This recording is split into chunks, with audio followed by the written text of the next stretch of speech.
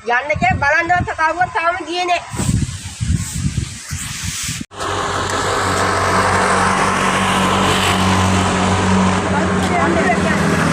යන්න වාහනයක් යන්න ගියා මොනවද පයින් එන්නවත් ඉඩක් නැහැ. නායවල උඩින් පැනපැන එන්නේ. එන්න බගපාරේ යන්නම බෑ. ඉක්මන් කළා වීල් එකක්වත් යන තත්ත්වෙට පාර හදලා දුන්නොත් ලොකු දෙයක්. කොහොම වැහිලා අර ගෙයක් යට වෙලා තියෙන පවුලි 5 දෙනෙක් එක්ක එහෙමම තාම කිසිම කෙනෙක් ගියේ නැහැ එතෙන්ට බලන්න. තාම කොට හරන්නේ නැහැ තාම. නෑ.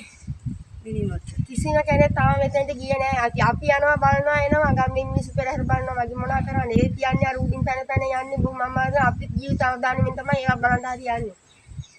මොනවා කරන්නේ මහත්තයෝ. දරුවෝ 3 දෙනයි අම්මයි තාත්තයි යට උන තැන මේ කොහානි ගල් කණු ගොල්ල කියන එක. ඒක ලොකු එකක් ඇවිල්ලා තියෙනවා. දැන් නම් චුට්ට වීල් එකක් යන්න පුළුවන් ගානට ඩෝතරෙන් පස් අයින් කරගෙන යනවා දැන්. කොළඹ ගම්මත් හැටියට යනකම් ගිහිල්ලා දිනේ වීල් එකක් ඒක තව තියෙනවා. එතෙන්ට යන තව කිලෝමීටර් 5ක් 6ක් දුර යන්න සුද්ධ කරන්න ඕන. මිනි ගන්න. ඔව් මිනිහක්වත් ගන්න විදිහක් නැහැ. යන්න කියලා බලන්නවත් කවුරුත් තාම ගියේ නැහැ. ඉතින් යන්නවත් බෑ පයින්වත් යන්න.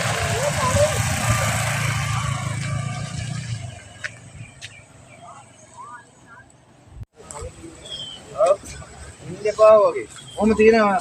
තාම මේක කියන්න බෑ. ඒක නිසා ඉන්න එපා. ඔව්. නිකම් මොකටද? ඊරා කියලා දෙන්නේ. ඒක නිසා ඔයගොල්ලෝ අයින් වෙන්න පුළුවන්ද? කියන්න බෑ. ඒ නිසා මේ අයින් වෙන තරමට හොඳයි ඉතින්. ආරක්ෂා.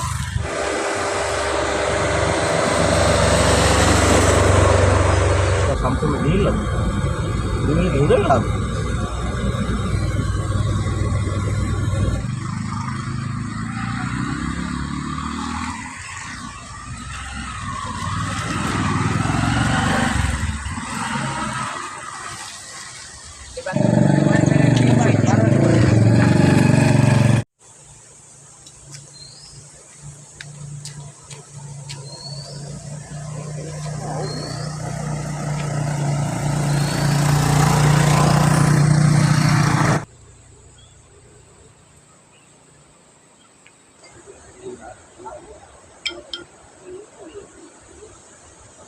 පාරක් ඇවිල්ලා ඩන් ඩින් ඩොන් ගාගෙන යට වීගෙන ගියා ගෙවල් දැනට ගෙවල් තුනක් යට වෙලා තියෙනවා.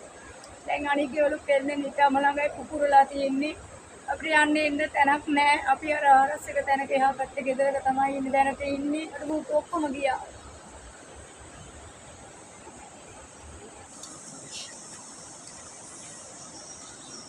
තුන නිල්රාදේ කාවේ නැහැ.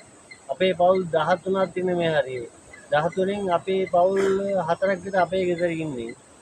එම නිසා මේ අපිට සහනයක් දෙන්න කියලා තමයි අපි කියන්නේ. පාර අස්කල්ලා වාහනක් තියනවා ගන්න විදියක් නැහැ. කිසිම කෙනෙක් එන්නේ නැහැ බලන්න. ඒක තමයි සර් කියන්නේ. පාර මේ හරියට කියන්නේ මුල තරාව. සොල්නාත්තට මුල් තරාව. මේ පාර මුල තරාව. පවුල් කීයක් දෙන්නේ මේකේ? ඈ මේකේ පවුල් කීයක් දෙන්නේ? පවුල් තියෙන 25. 25. ඔව්. දැන් අපේ මෙහින් පවුල් 25ක් අවුනාම උඩහට තියෙනවා 12ක් වගේ. අපේ 13ක් වගේ මේ ටික.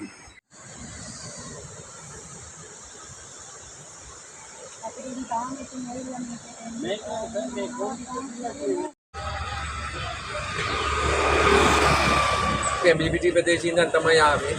අපදාසිය ජනතාවට දාණය සලසන්නේ. අපි අරගෙන ආව හාල් කිලෝ 1500ක්, පරිප්පු කිලෝ 750ක්, පාන් පිටි කිලෝ 250ක්. ඒකම අපේ ඉස්සරහ තියෙන තව ඩ්‍රම් ට්‍රක් එකක් පුරවලම වතුර ගෙනල්ලා තියෙනවා. ඒකම පාන් 1000ක් ගෙනාවා. ඒකම ලක්ෂ 5ක අධික අලුත් ඇඳුම් ගෙනල්ලා තියෙනවා මේ ආපදාවෙන් ලක් වෙච්ච වදුල්ලේ ප්‍රදේශීය ජනතාවට විදා දෙනවා.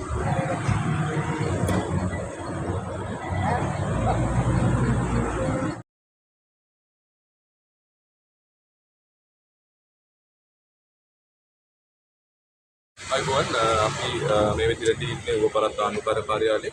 ඉතින් උපපරත් ආණ්ඩුකාර කාර්යාලයේ සහ බදුල්ල තරුණ බල මණ්ඩලය එකතුව මේ විදිහට අපේ දිස්ත්‍රික්කයේ ආපදාවට පත් වෙලා තියෙන ජනතාව වෙනුවෙන් අවශ්‍ය කරන වියලි ආහාර ඒ වගේම ඇඳුම් පෙරසුම් නැතුළු සනිපරක්ෂිත දේවල් මේ විදිහට කරමින් පවතිනවා. ඒක අවශ්‍ය කරන බාණ්ඩ රැස් කරමින් ඉන්නේ. ඉතින් අපි බලාපොරොත්තු වෙනවා අද සහ හෙට මේ දින ඉදිරි දින දෙකදී මේ කර්තව්‍ය විදිහටම නිරත වෙන්න.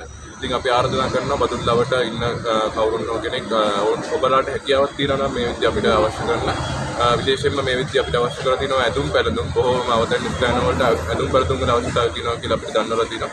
ඉතින් හැකියාවක් තියෙනවා නම් අපි ආරාධනා කරනවා අපිත් එක්ක එකතු වෙන්න කියලා. ඌව පළාත් ආණ්ඩුකාර කාර්යාලයේ මේ විදිහ අපි අපේ දිස්ත්‍රික් මධ්‍යස්ථානයේ පිටවලා තියෙනවා. එතනට ඇවිල්ලා ඔයාලට පුළුවන් අපිට අවශ්‍ය කරන පාඩම් ලබා දෙන්න. සහයාත්‍රාව අරන් ආව බදුල්ල ශික්ෂණ රෝහලට ඉතින් අපිට කියනවා ડોક્ટર පාලික ඉතින් තුමාගෙන් අපිට දැනගන්න පුළුවන් මොන වගේ අනතුරක්ද මේ දිස්ත්‍රික්කයේ සිද්ධ වෙලා තියෙන්නේ කියලා. සහ මොන වගේ සහනද මේ දිස්ත්‍රික්කයේ ජනතාවට අවශ්‍ය වෙන්නේ. පෞද්ගලික කාල දිනක පුරාම සාවෙන්ද පල්ලිය ප්‍රදේශයේ සමාජ ගමන සමාජ පරිසර ආයාම ලක්ුණා ඔතන මරණ සංඛ්‍යාව සාමාන්‍ය දෘෂ්ටිය බලලා කියන්න බෑ. තමයි කියන දාම් සාහිත්‍යයක් ඉන්නවා. මේ අතට අවතැන් වුවන් හම්බුනේ ප්‍රතිශීලී රැඳීම.